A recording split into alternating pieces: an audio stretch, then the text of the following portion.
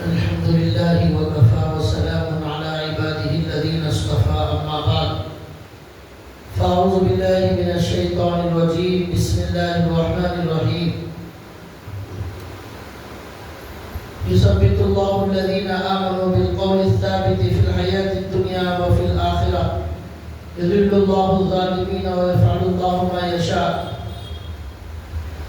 رب اشرح لي صدري ويسر لي امري واحلل عقدة من لساني يفقهوا قولي سبحانك لا علم لنا الا ما علمتنا انك انت العليم الحكيم اللهم صل على محمد في اول كلامنا اللهم صل على محمد في اوسط كلامنا اللهم صل على محمد في آخر كلامنا صدق اللہ العظیم. محترم دینی بھائیوں، قرآن کریم کی آیت آپ کے سامنے تلاوت کی گئی ہے. گزشتہ جمعہ ہمارا یہ عنوان تھا کہ ہمارے پاس سب سے عظیم دولت وہ ہے ایمان کی دولت. بہت بڑا خزانہ، بہت بڑا قیمتی سرمایہ جو اللہ نے ہمیں عطا کیا ہے وہ ہے ایمان. اس سے بڑھ کر کوئی دولت نہیں ہے. اس سلسلے میں بہت ساری باتیں قرآن حدیث کی روشنی میں بتائی گئی تھی. آج یہ بتانا ہے کہ یہ جو ہمارے پاس سب سے بڑی دولت ہے، سب سے قیمتی سرمایہ، بہت بڑا خزانہ، بہت بڑی نعمت جو ہمارے پاس ہے، یہ ہم دنیا میں جب تک زندہ ہیں اس وقت تک ہم اس کی حفاظت کیسے کریں، اور یہ ایمان موت کے وقت بھی ہمارے ساتھ رہے، ہمارے پاس رہے، ہم اس سے کبھی جدا نہ ہوں، اور اسی حال میں ہم اللہ کے دربار میں حاضر ہوں.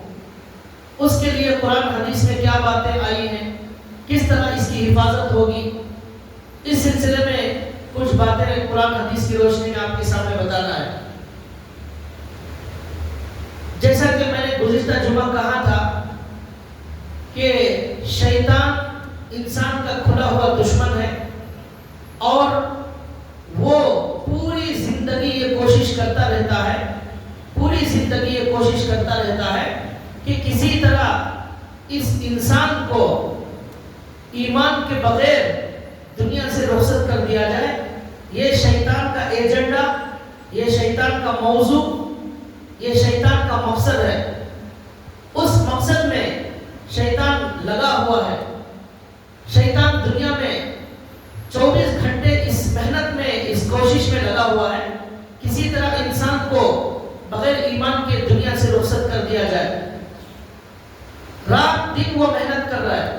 ایک حدیث میں بھی آتا ہے کہ شیطان نے اللہ کے سامنے کہا، اللہ تعالیٰ سے کہا کہ اے اللہ، جب تک اس کے بدن میں روح موجود ہے اس وقت تک میں اس کو بہکاتا رہوں گا، اس کی گمراہ کرنے کی کوشش کرتا رہوں گا.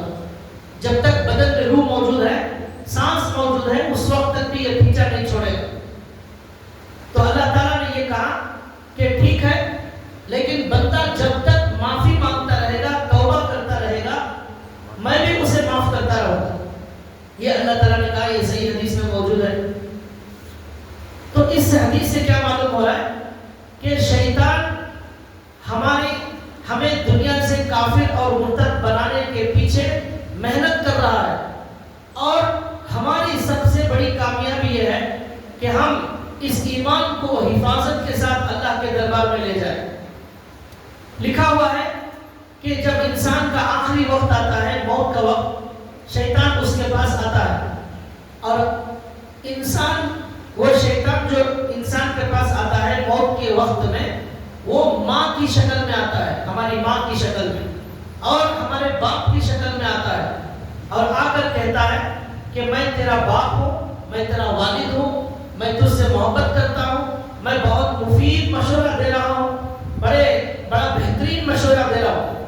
والد کی شکل میں آ کر شیطان کہتا ہے کہ یہودی جو مذہب ہے وہ صحیح مذہب ہے، عیسائی کا جو مذہب ہے وہ صحیح مذہب ہے، اسی پر قائم رہنا، اسی پر مرنا، اسی کو حق سمجھنا، یہ شیطان دعوت دیتا ہے مرتے وقت. تو وہ وقت جو ہوتا ہے بڑا نازک وقت ہوتا ہوتا ہے، انسان کے ہوش حواس پوری طرح قابو میں نہیں ہوتے، اس وقت یہ بہت زیادہ پوری کی پوری محنت لگاتا ہے، ماں باپ کی شکل میں آ کر کفر کی دعوت دیتا ہے۔ یہ لکھا ہوا ہے، یہ بھی لکھا ہوا ہے کتابوں میں کہ شیطان مرتے وقت شیطانوں سے کہتا ہے کہ جاؤ اس مرنے والے کے پیچھے محنت کرو اور یاد رکھو آج اس کا آخری دن ہے، اگر یہ ہمارے ہاتھ سے نکل گیا تو پھر اس کے بعد یہ پھر ہمارے ہاتھ لگنے والا نہیں ہے، اس لیے پوری محنت کرو یہ ہاتھ سے ہمارے نہ نکل جائے۔ یہ پورے شیطانوں کی ٹیم مل کر محنت کرتی ہے، ایمان کو ہمارے چھیننے کی کوشش کرتی ہے۔ اور یہ بھی لکھا ہوا ہے کتابوں میں، ہمارے جو مرحومین خاندان والے ہیں، ہمارے ماموں چچا اور بہن جو بھی انتقال ہو گئے ہیں، ان کی شکل میں آتا ہے شیطان اور آ کر کہتا ہے میں تیرا فلاں رشتہ دار ہوں، میں تیرا بھائی ہوں، میں تیرا ماموں ہوں، میں تیرا یہ رشتہ دار ہوں، میں یہودی پر مر گیا تھا، میں اور یہودی مذہب ہی یہ اللہ کی نظر میں مقبول مذہب ہے، میں ہندو مذہب میں مر گیا تھا وہی اللہ کی نظر میں مقبول ہے۔ اس طرح شیطان دعوت دیتا ہے مرتے ہو۔ تو یہ لکھا ہوا ہے، یہ کیوں کرتا ہے؟ اس لیے کہ شیطان جو پوری زندگی محنت کرتا رہا انسان کے پیچھے، اسے نماز سے دور کرتا رہا، اسے اللہ سے دور کرتا رہا، اسے قرآن اور ذکر سے حدیث سے دور کرتا رہا، اب اس انسان شیطان کی محنت کا یہ آخری موقع ہوتا ہے کہ کسی طرح زندگی بھر اس کو برباد کرنے کے لیے محنت کیا، اس کو مسجدوں سے دور کیا، نمازوں سے دور کیا، اللہ سے دور کرتا رہا، آج کسی طرح اسے ہمیشہ کے لیے جہنم کا بنا دیا جائے، اس لیے کہ شیطان جہنم میں جانے والا ہے، سب سے سخت عذاب شیطان کو ہونے والا ہے۔ تو شیطان انسان کا دشمن ہے، وہ یہ سوچتا ہے کہ اس انسان کی وجہ سے میں جہنم میں جا رہا ہوں، اس لیے اسے بھی ساتھ میں لے کر جاؤ، اس لیے وہ شیطان محنت کرتا ہے۔ تو بھائیوں یہ بہت اہم موقع ہوتا ہے، یہ شیطان اس طرح محنت کرتا ہے۔ اب قرآن اور حدیث میں ہمیں کچھ باتیں بتائی گئی ہیں جس پر ہمیں زندگی بھر عمل کرنا ہے، اس عمل کرنے کی وجہ سے انشاءاللہ ہم اس آخری وقت میں شیطان کی محنت سے ہم بچ جائیں گے اور شیطان کی محنت پر پانی پھیرنے والے بن جائیں گے، اپنے ایمان کو اللہ کے دربار میں حفاظت کے ساتھ لے جا کر سب سے کامیاب انسان بننے والے ہم بن جائیں گے۔ ورنہ یہ شیطان معلوم نہیں کسے کسے بہکا دیتا ہے اور کون کون مرتے وقت اپنا ایمان سے ہاتھ دھو بیٹھتے ہیں، یہ ہمیں معلوم نہیں۔ ہم زندگی میں دیکھ رہے ہیں، زندہ انسانوں میں کئی لوگ ہمارے سامنے مرتد ہو رہے ہیں، کتنے لڑکیاں کتنے لڑکے ہمارے سامنے کھلم کھلا مرتد ہونے کا اعلان کر رہے ہیں، وہ زندے ہیں اس لیے ہمیں معلوم ہو گیا، لیکن مرتے وقت کون ایمان لے جا رہا ہے کون ایمان نہیں لے جا رہا ہے یہ ہمیں پتہ نہیں ہوتا، اور قیامت کے دن معلوم ہوگا کون ایمان والا ہے کون ایمان والا نہیں ہے، کس کے دل میں کیا تھا یہ معلوم ہوگا۔ یہ شیطان مرتے وقت جو آتا ہے جو کتابوں میں لکھا ہوا ہے، اس طرح کے بہت سارے اللہ والوں کے واقعات بھی موجود ہیں جس سے ثابت ہوتا ہے کہ شیطان مرتے وقت بڑی محنت کرتا ہے۔ ایک بزرگ گزرے ہیں دیوبند کے، ان کے بارے میں لکھا ہے کہ ان کا جو آخری وقت آیا عصر کے بعد ان کو آخری وقت ان کی موت کا وقت شروع ہو گیا، نزاعتیں آنا شروع ہو گئی۔ لکھا ہے کہ بڑے اللہ والے تھے، اس وقت وہ تقریباً لکھا ہے بزرگوں نے آدھا گھنٹہ شیطان سے بات کرتے رہے، شیطان سے بات کرتے رہے اور کہتے رہے کہ دیکھو یہ شیطان مجھے بہکانے کی کوشش کر رہا ہے، یہ شیطان مجھے کفر کی دعوت دے رہا ہے، اور وہ بزرگ کہنے لگے کہ یہ شیطان مجھے بول رہا ہے کہ اللہ مجھے کبھی معاف نہیں کریں گے، اللہ سے نا امید کرا رہا ہے، لیکن مجھے میرے اللہ پر بھروسہ ہے، اللہ میرے گناہوں کو معاف کریں گے اور اللہ مجھے میری مغفرت کریں گے، میں اللہ سے نا امید نہیں ہوں، اللہ نے کہا ہے کہ اللہ ہر گناہ کو معاف کرنے والے ہیں، اللہ میں توبہ کرتا ہوں مجھے معاف فرما۔ وہ بزرگ کہنے لگے یہ شیطان مجھ سے اس طرح دعوت دے رہا ہے اور میں اسے یہ جواب دے رہا ہوں کہ میرا اللہ مجھے معاف کرے گا، میں اللہ سے نا امید نہیں ہوں، یہ کہنے لگے۔ پھر شیطان ان کے قریب آیا، کہنے لگے کہ یہ شیطان میرے اس لیے قریب آ رہا ہے مجھے بہکانے کے لیے کہ میری زندگی میں 17 نمازیں چھوٹ گئی. یہ جملہ غور سے سنیے. وہ اللہ والا کہنے لگے میری زندگی میں 17 نمازیں چھوٹ گئی جس میں میں مسجد نہیں جا سکا. اس کی وجہ سے اسے آج ہمت ہو گئی کہ مجھے بہکانے کے لیے یہ آ گیا اور مجھے کفر کی دعوت دے رہا ہے. اس سے کیا معلوم ہوا کہ نمازوں سے دور کرنے کی وجہ سے, ہمارے دور ہو جانے کی وجہ سے شیطان کو ہمت ہو جاتی ہے کہ وہ ہمیں آخری وقت میں آ کر بہکاتا ہے. ہم نمازوں کو مضبوط پکڑے رہیں گے تو شیطان کی ہمت نہیں ہوگی کہ وہ ہمارے قریب آئے. اس واقعے سے معلوم ہوا. تو انہوں نے کہا میری 17 نمازیں چھوٹ گئی, اس وجہ سے شیطان کو ہمت ہو گئی کہ وہ مجھے بہکانے کے لیے آ گیا. پھر انہوں نے کہا لا الہ الا انت سبحانک انی کنت من الظالمین, مجھے پڑھاؤ. لوگ پڑھانے لگے, یہ پڑھتے, پھر شیطان آ کر ان کو روک دیتا, پھر کہتے یہ شیطان پھر مجھے روک رہا ہے. اس طرح شیطان سے گفتگو ہوتی رہی. آخر وقت میں انہوں نے لا الہ الا اللہ پڑھا, ان کی روح پرواز ہو گئی. اس واقعے سے کیا معلوم ہو رہا ہے, جو کتابوں میں لکھا ہوا ہے کہ شیطان آخری وقت میں بہکانے کی کوشش کرتا ہے, وہ واقعات بھی بتا رہے ہیں کہ یہ بالکل صحیح بات ہے. یہ شیطان کی محنت ایسے ہی ہوتی ہے. امام احمد بن حنبل رحمۃ اللہ علیہ اور بڑے عالم گزرے ہیں. امام اعظم ابو حنیفہ کی طرح ان کا بھی مسلک چلتا ہے دنیا میں. ان کے بارے میں لکھا ہے کہ ان کا جب آخری وقت آیا تو شیطان ان کو بہکانے کے لیے آیا, اور حضرت کو لوگ جو وہاں موجود تھے, حدیث میں آتا ہے کہ جب کسی کا آخری وقت آ جائے تو کلمے کی تلقین کرو. کلمے کی تلقین کرو کا مطلب یہ ہے وہاں بیٹھ کر کلمہ پڑھو, زیادہ زور سے نہیں, تھوڑا زور سے تاکہ وہ سن لے, اس طرح پڑھو. وہ سن کر وہ پڑھ لے گا. یہ مت کہو اسے کہ کلمہ پڑھو, بلکہ خود کلمہ پڑھنا شروع کرو, وہ سن کر کلمہ پڑھے گا. یہ حدیث کے اندر آیا. تو امام احمد بن حنبل بہت بڑے عالم, بڑے محدث, وہ آخری وقت تھا, وہ کہنے لگے آخری وقت میں ابھی نہیں, اس طرح کہنے لگے ابھی نہیں, بعد میں, ابھی نہیں.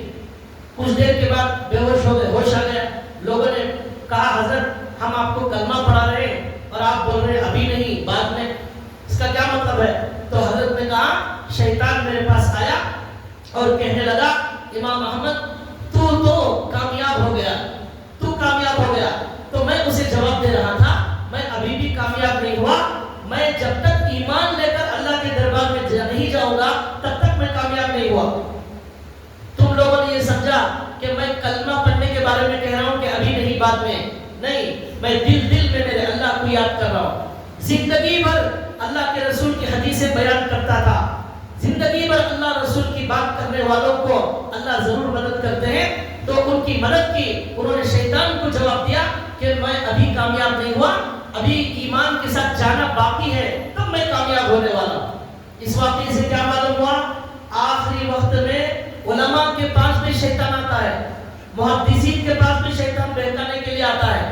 تو پھر جو دین سے دور ہیں ان کے لیے شیطان کتنے جال بچھائے گا, اللہ سے دور رہ کر زندگی گزاریں گے, ان کے اوپر کتنی زیادہ محنت کرے گا.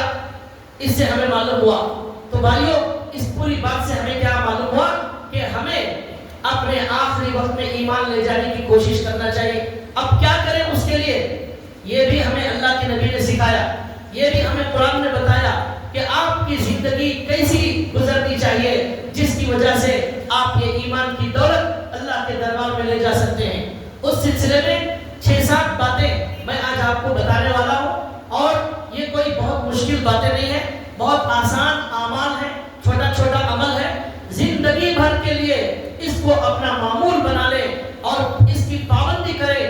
انشاءاللہ اللہ اور اللہ کے رسول کا وعدہ ہے کہ ان اعمال کو کرنے والے کو انشاءاللہ موت کے وقت میں شیطان نہیں بہکا سکتا, اور کلمے کے ساتھ اللہ کے دربار میں وہ حاضر ہو جائے گا.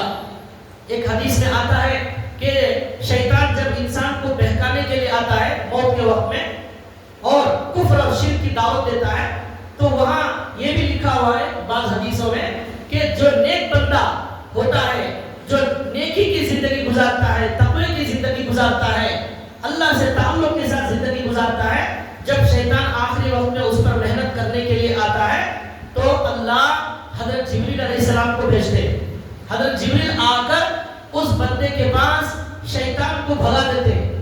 یہ بندہ وہ منظر دیکھتا ہے کہ شیطانوں کو بھگا رہے حضرت جبریل, اور آ کر حضرت جبریل اس سے کہتے ہیں کہ کیا تم مجھے پہچانتے ہو؟ میں جبریل ہوں, مجھے اللہ نے تمہاری مدد کے لیے بھیجا ہے. یہ شیطان تمہیں بہکا رہے تھے, میں ان کو بھگانے کے لیے آیا ہوں.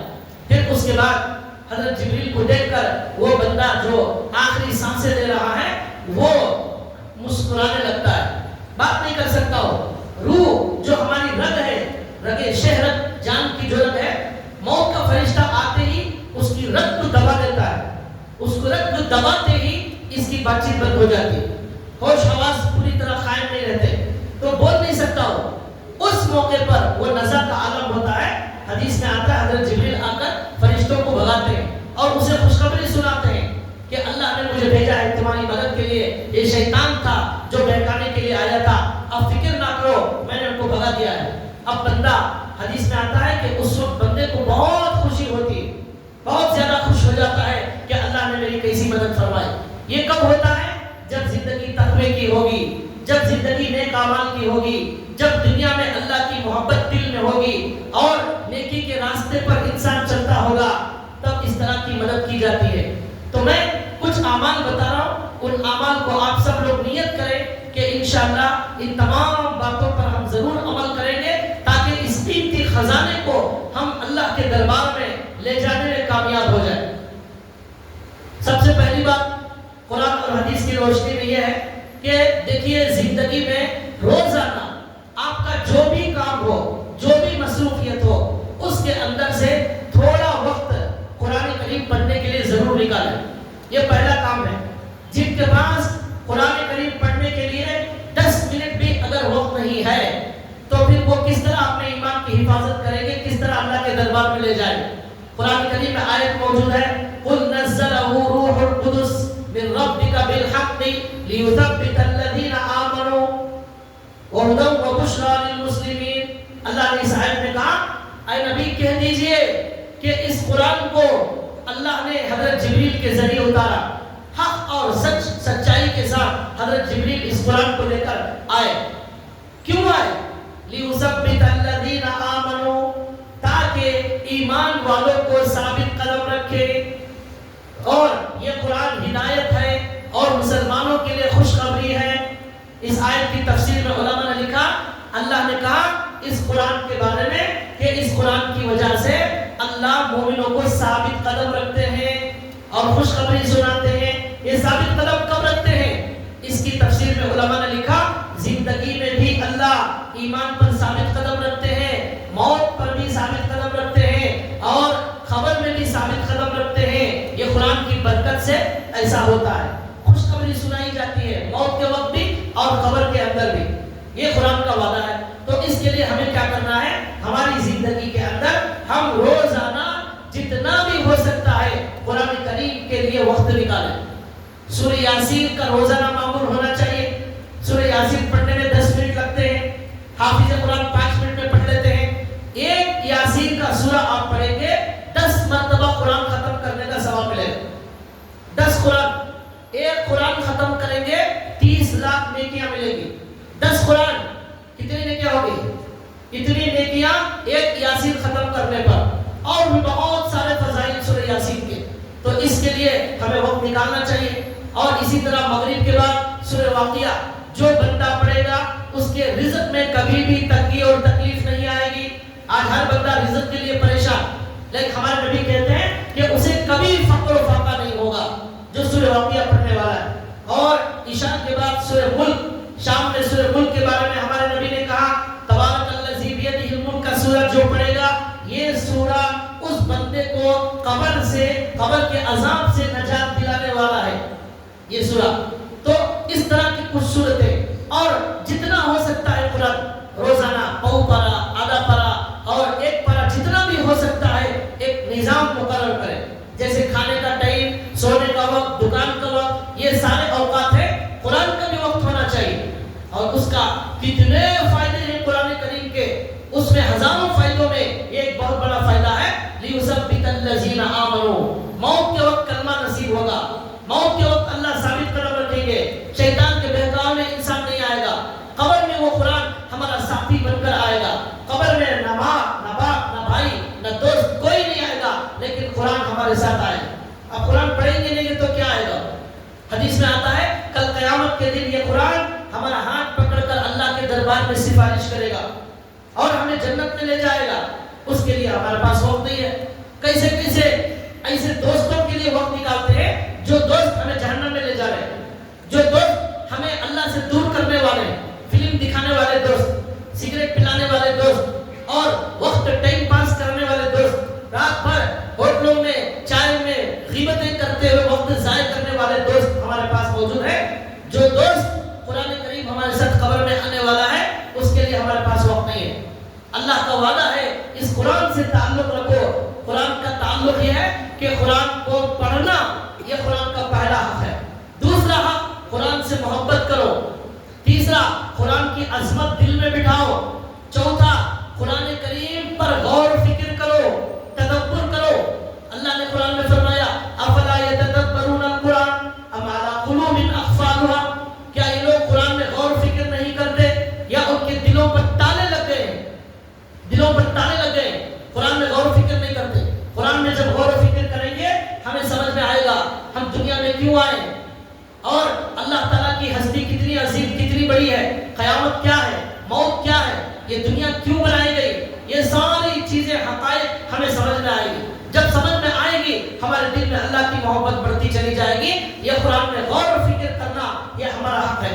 ترجمہ قرآن کریم کے بہت سارے ترجمے ہیں، ان میں روزانہ ایک رکوع کا ترجمہ اگر ہم پڑھ لیں، بیانات بھی آج کل اچھے علماء کی یوٹیوب میں تفسیر کے بیانات ہیں، وہ سن لیں، معلوم ہوگا قرآن میں اللہ کیا بیان کر رہے ہیں۔ تو یہ غور و فکر، تو قرآن کے یہ حقوق ادا کرنے والا، تلاوت کرنا، قرآن سے محبت کرنا، قرآن کی عظمت کرنا، قرآن میں غور و فکر کرنا، اور آخری حق یہ ہے قرآن پر عمل کرنا۔ قرآن میں جو حلال ہے اس پر عمل کریں، جو حرام ہے اس سے بچیں۔ اس طرح قرآن پر عمل کرنا یہ قرآن کا حق ہے۔ اس طرح قرآن سے جس کا تعلق ہوگا اس کے بہت سارے فائدوں کے اندر یہ ایک فائدہ ہے کہ موت کے وقت کلمہ نصیب ہوگا، ثابت قدمی، حضرت جبریل آئیں گے، فرشتے آئیں گے اور شیطان کو بھگا کر ہمیں کلمے کی توفیق عطا ہوگی۔ اس لیے بھائیوں یہ ہمیں قرآن کے لیے روزانہ ہمارے شیڈول میں ٹائم ٹیبل کے اندر ہمیں وقت مقرر کرنا ہے کہ ہم فلاں وقت قرآن کریم پڑھیں گے اور قرآن کریم پر تدبر کریں گے۔ یہ پہلا کام، یہ ہمیں معمول بنانا ہے۔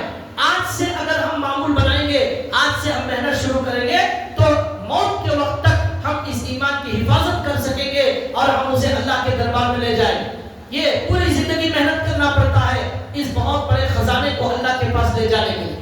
دوسرا عمل جو ہمیں ایمان کی حفاظت کے لیے کام آئے گا اور موت کے وقت ہمیں کلمہ نصیب ہوگا، اللہ کی مدد آئے گی، اس کے بارے میں علماء نے لکھا ہے کہ وہ عمل یہ ہے کہ اللہ کا ذکر، چلتے پھرتے اٹھتے بیٹھتے اللہ تعالیٰ کا ذکر کرنا چاہیے۔ کتنے اچھے اچھے اذکار ہیں، سبحان اللہ، الحمدللہ، لا الہ الا اللہ، اللہ اکبر۔ سبحان اللہ کہنے والے کو اتنی نیکیاں ملتی ہیں، زمین آسمان پورا بھر دیا جاتا ہے، ایک سیکنڈ بھی نہیں لگتا۔ الحمدللہ پورا زمین آسمان نیکیوں سے بھر جاتا ہے، ترازو کا پلٹا نیکیوں سے بھر جاتا ہے۔ کتنے سارے فضائل، ذکر کرنے والے کو سب سے بڑی فضیلت یہ ہے، حدیث میں آتا ہے جب بندہ اللہ کو یاد کرتا ہے اللہ بھی بندے کو یاد کرتے ہیں۔ یہ بندہ تنہائی میں یاد کرتا ہے، اللہ بھی اسے تنہائی میں یاد کرتے ہیں۔ یہ بندہ مجمع میں اللہ کو یاد کرتا ہے، اللہ اس سے بہتر مجمع میں بندے کو یاد کرتے ہیں۔ بندہ دل میں اللہ کو یاد کرتا ہے، اللہ بھی اپنے دل میں بندے کو یاد کرتے ہیں۔ تو بھائیو یہ بہت بڑی فضیلت ہے۔ فاذکرونی اذکرکم، تم مجھے یاد کرو میں تمہیں یاد کروں گا۔ اب کوئی سوال کرے ہمیں کیسے معلوم ہوگا کہ اللہ ہمیں یاد کر رہے، تو اس کا جواب یہ ہے جب آپ اللہ کو یاد کر رہے اس وقت اللہ بھی آپ کو یاد کر رہے۔ یہ قرآن کریم بتا رہا ہے فاذکرونی اذکرکم۔ تو یہ علماء نے لکھا کہ یہ ذکر، اللہ کا ذکر، خاموش زبان جا رہی ہے، چلتے پھرتے آفس جاتے دکان آتے جاتے جو ہے اللہ کا ذکر دل میں بھی ہو سکتا ہے، اللہ کا ذکر زبان سے بھی ہو سکتا ہے۔ تو اس طرح ذکر کا معمول بنائے، اس کی وجہ سے بھی موت کے وقت زندگی پر اللہ اللہ کا نام لیتے رہے، اس موت کے وقت میں بھی اللہ کا نام زبان پر آ جائے۔ زندگی میں اللہ کو یاد نہیں کرتے تھے، موت کے وقت بھی اللہ کا نام یاد نہیں آئے گا۔ قرآن میں اللہ الذین الا بذکر اللہ تطمئن القلوب، کان کھول کر سن لو، تمہارے دلوں کا اطمینان اللہ کی یاد میں ہے. تمہارے دلوں کی پریشانی، بے قراری، سکون نہیں ہے، یہ سکون صرف اللہ کی یاد میں ہے، اللہ کے ذکر میں ہے. بیٹھ کر اللہ کا ذکر کرو، دیکھو تمہارے دلوں کو کتنا سکون ملے گا. دولت میں سکون نہیں ہے، مال میں سکون نہیں، کاروبار میں سکون نہیں، ہر جگہ پریشانی ٹینشن ہے، لیکن ذکر کرنے والے کو دلوں کا اصلی سکون حاصل ہے. الذین آمنوا وتطمئن قلوبهم بذکر اللہ الا بذکر اللہ تطمئن القلوب الذین آمنوا وعملوا الصالحات طوبی لهم وحسن مآب. اس آیت میں اللہ نے کہا جو اللہ کو یاد کرنے والے ہیں، اور اللہ کو یاد کرنے کے لیے ایک جگہ بیٹھ کر ہی یاد کرنا ضروری نہیں. اللہ نے کہا الذین یذکرون اللہ قیاما وقعودا وعلی جنوبہم ویتفکرون فی خلق السماوات والارض. مخلوق میں غور و فکر کرنا بھی اللہ کا ذکر ہے. چاند میں، سورج میں، ستاروں میں، زمین میں، آسمان میں غور و فکر، یہ بھی اللہ کا ذکر. چلتے ہوئے اللہ کا ذکر، بیٹھتے ہوئے بیٹھ کر ذکر، سوتے ہوئے لیٹ کر بھی اللہ کا ذکر کیا جا سکتا ہے. وضو ہو نہ ہو ہر حال میں اللہ کا ذکر کیا جا سکتا ہے. قرآن میں اللہ نے کہا کہ اللہ کے بندے چلتے پھرتے اٹھتے بیٹھتے لیٹے ہر حال میں اللہ کو یاد کرتے ہیں. تو یہ آسان کام، یہ اللہ کا ذکر. اس کی وجہ سے قرآن میں وعدہ ہے کہ ان لوگوں کا ٹھکانہ اللہ بڑا بہترین بنائیں گے، اللہ کو یاد کرنے والے، اور ان کا دل بڑا مطمئن ہو جائے گا.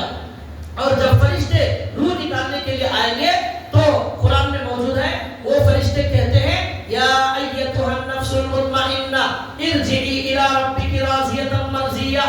اے نفس مطمئنہ. یہ مطمئنہ نفس کون ہے؟ جو اللہ کا ذکر زیادہ کرتا تھا. اس لیے کہ جو ذکر کرتا تھا اس کے دل میں اطمینان تھا، تو اس لیے اب اس کا نفس مطمئنہ بن گیا. اے نفس مطمئنہ، اے ذکر کرنے والے، چل اللہ تجھے بلا رہے ہیں، واپس اپنی جنت، واپس اپنے گھر کی طرف چل. واپس اس لیے کہ ہم جنت سے ہی آئے تھے، اب واپس جنت ہی کی طرف بلایا جا رہا ہے. ارجعی الی ربک، واپس اپنے رب کی طرف واپس چلو. وہاں سے آئے تھے وہیں سے چلو. راضیۃ مرضیہ، اللہ بھی تم سے راضی اور تم اللہ سے راضی ہو. یہ کب کہا جائے گا؟ موت کے وقت میں کہا جائے گا. کس سے کہا جائے گا؟ جو اللہ کا ذکر کرنے والے ہیں. اور جب اللہ کا ذکر کرنے والے کو یہ کہا جائے گا، نیک فرشتے یہ کہیں گے، وہاں فرشتے ہوں گے، شیطان کو آنے کی ہمت نہیں ہوگی. تو یہ دوسرا کام، چلتے پھرتے اللہ کا ذکر کیا جائے. سبحان اللہ و بحمدہ سبحان اللہ العظیم.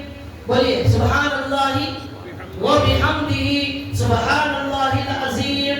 اس کے بارے میں بخاری شریف کے اندر آتا ہے، آخری حدیث بخاری شریف کی، ہمارے نبی نے فرمایا سبحان اللہ و بحمدہ سبحان اللہ العظیم. یہ تسبیح پر امام بخاری کی کتاب ختم ہوئی. یہ آخری حدیث ہے بخاری شریف کی. اس کے اندر ہمارے نبی نے کہا کہ دو کلمے ایسے ہیں جو زبان پر ہلکے پھلکے، خفیفتان علی اللسان، ہلکے پھلکے، بولنے میں کوئی مشکل نہیں. ثقیلتان فی المیزان، ترازو میں بڑے وزنی، اور حبیبتان الی الرحمن، اللہ کو بہت پسند یہ تسبیح سبحان اللہ و بحمدہ سبحان اللہ العظیم. اس کو ہم معمول بنائیں، جتنا بھی ہو سکتا ہے کم سے کم 100 بار کا معمول بنائیں. ترازو کا پلٹا وزنی ہو جائے گا. اور اللہ کو یہ تسبیح بہت زیادہ پسند. اس میں ترجمہ کیا؟ اے اللہ میں آپ کی پاکی بیان کرتا ہوں، آپ تمام عیبوں سے پاک ہیں، اور آپ کی تعریف کے ساتھ میں آپ کی پاکی بیان کرتا ہوں، اور آپ بہت عظیم ہستی ہیں. یہ ترجمہ، یہ تسبیح. اور اسی طرح بہت ساری تسبیحات، لا حول ولا قوت الا باللہ. حدیث کے اندر آتا ہے تمہاری 70 پریشانیاں اس سے ختم ہو جائے. 70 پریشانیاں، لا حول ولا قوت الا باللہ. حدیث میں آتا ہے یہ تسبیح جنت کے خزانوں میں سے ایک خزانہ ہے. لا حول ولا کنز من کنوز الجنہ، جنت کے خزانوں میں سے یہ خزانہ ہے لا حول ولا قوت الا باللہ. اور 70 پریشانیاں دور ہوں گی، تمہارا غم، ٹینشن، رزق، ہر مسئلہ حل ہوگا. لیکن یقین کے ساتھ اسے پڑھنے کی ضرورت ہے. لیکن ہمارے پاس نہ یقین ہے نہ ہمارے پاس وقت ہے. تو بھائیو، ہر کام کے لیے وقت ہے. اس کے لیے جس کے لیے وقت ہونا چاہیے اس کے لیے وقت نہیں ہے. تو یہ تسبیحات. اسی طرح لا الہ الا اللہ، حدیث میں آتا ہے افضل الذکر، اس سے افضل کوئی ذکر نہیں، لا الہ الا اللہ. یہ بھی جتنا آپ کر سکتے ہیں اللہ کا ذکر کریں. تو یہ بہت سارے اذکار ہیں. ان کی وجہ سے حدیث میں آتا ہے کہ اللہ تبارک و تعالی دنیا کے اندر بے شمار فائدے موت کے وقت یہ ایمان نصیب ہوگا اور اللہ کی یاد کی توفیق ہماری زبان پر جاری ہو جائے گی، کلمہ جاری ہو جائے گا اور وہ سب سے بڑا کامیاب انسان ہو گیا۔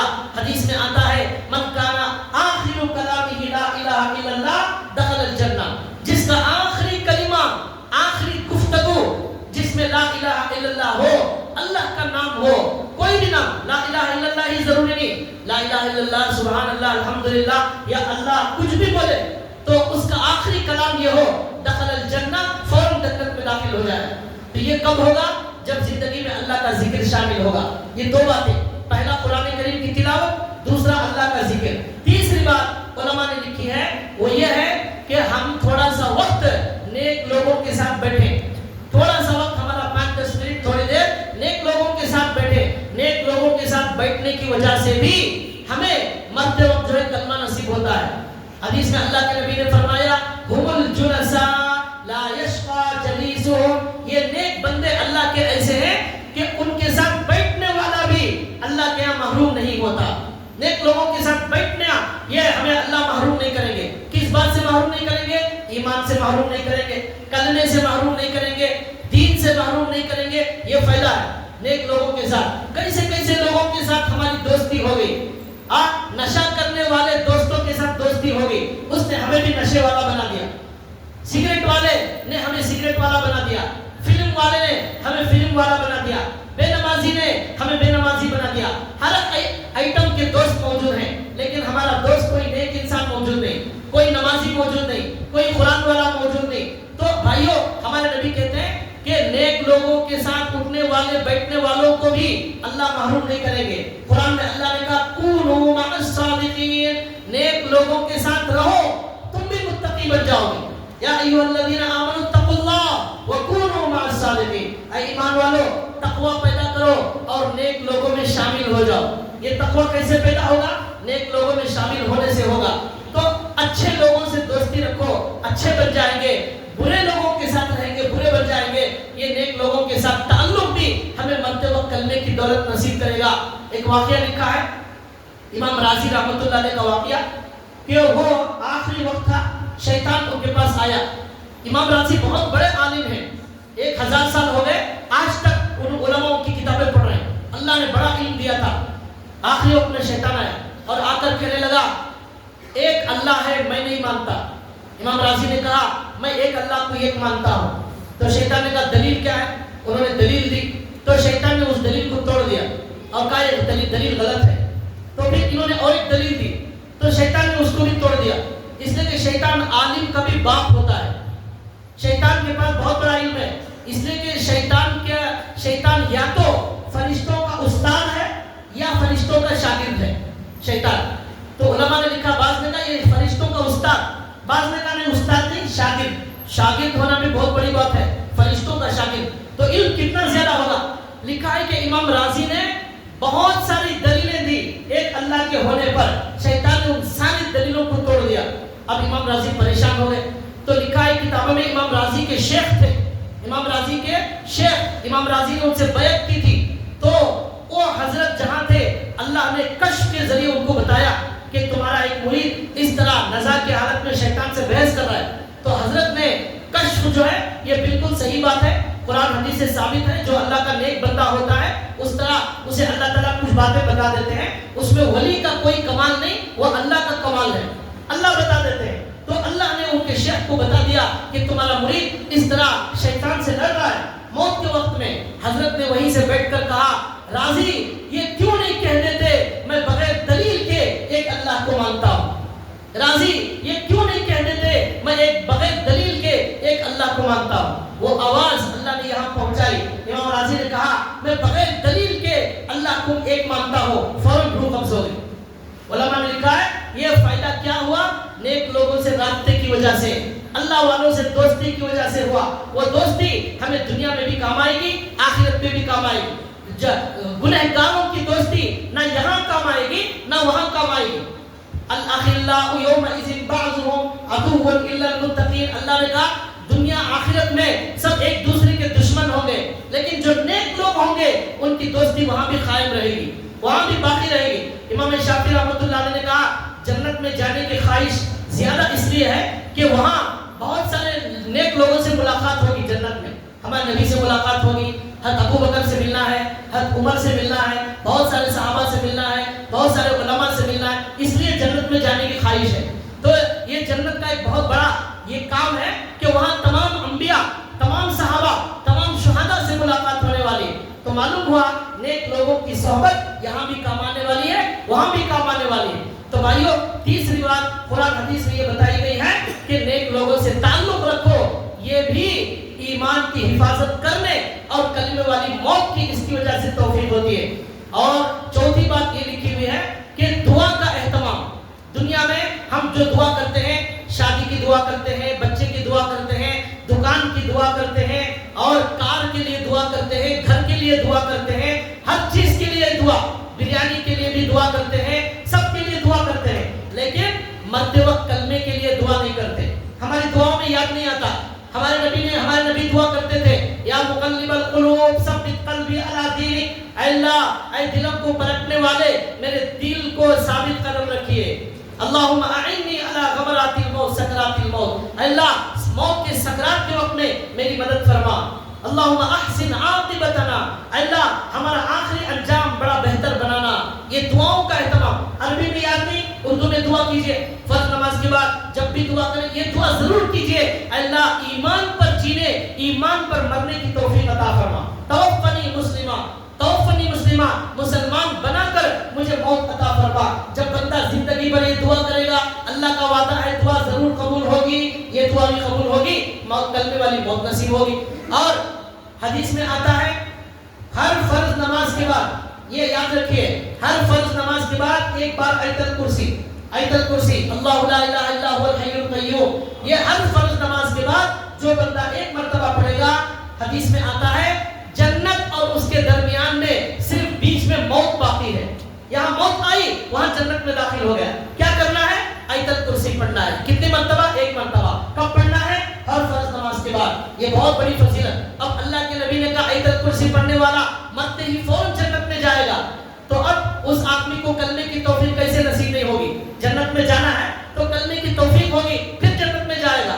یہ کام یہ. اور حدیث میں آتا ہے ہر فرض فجر نماز کے بعد اور مغرب کی نماز کے بعد اللہم اجرنی من النار, بولیے اللہم اجرنی من النار, اللہم اجرنی من النار, اے اللہ مجھے جہنم سے نجات عطا فرما, جہنم سے بچا لے. یہ فجر اور مغرب کے بعد 7 مرتبہ جو بندہ پڑھے گا اللہ اسے جہنم سے بچا لیں گے. جو جہنم سے بچ گیا اب وہ کہاں جائے گا؟ جنت میں جائے گا. اب جنت میں بھیجنا ہے, کلمے والی موت دی جائے گی اور جنت میں چلا جائے گا. یہ سب چھوٹے چھوٹے کام ہیں, لیکن کتنا بڑا تحفہ ہمارے نبی نے دیا. اور حدیث میں آتا ہے اذان کے بعد کی دعا, اللہم رب ھذہ الدعوۃ التامہ, اذان کے بعد کی دعا جو بندہ پڑھے گا قیامت کے دن ہمارے نبی سفارش کر کے اسے جنت میں لے جائیں. ہم میں سے کتنے لوگ ہیں اذان سنتے بھی نہیں ہیں, نہ اس کا جواب دیتے ہیں, نہ اذان کے بعد کی دعا پڑھتے ہیں. اتنی بڑی فضیلت آئی ہے اذان کے بعد کی دعا کی, جو پڑھے گا اسے ہمارے نبی کی سفارش ملے گی. اب نبی کی سفارش ملنا ہے تو کلمے والی موت نصیب ہوگی, ایمان پر خاتمہ ہوگا. اسی طرح درود شریف, یاد رکھیے درود شریف روزانہ 100-200 مرتبہ کا کم سے کم معمول بنائیں. ہمارے نبی نے کہا جو بندہ درود شریف پڑھے گا کل قیامت کے دن نبی کی سفارش ملے گی, ضرور ملے گی. یہ ہمارے نبی کا وعدہ.